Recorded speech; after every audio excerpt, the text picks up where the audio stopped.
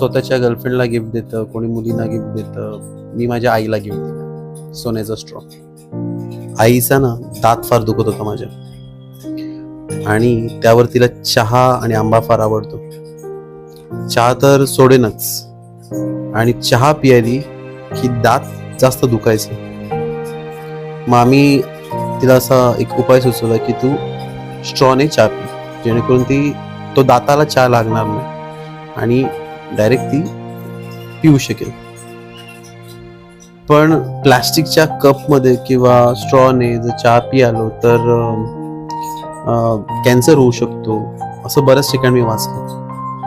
मग मी काय केलं, मी आणला सोन्याचा स्ट्रॉ.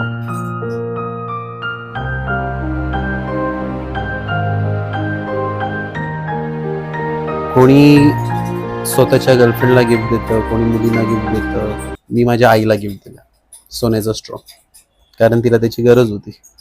कमेंटमध्ये तुम्ही नक्की कळवा, तुम्ही असं कधी तुमच्या आईला गिफ्ट दिलंय का? दिलं असेल तर कुठलं दिलंय?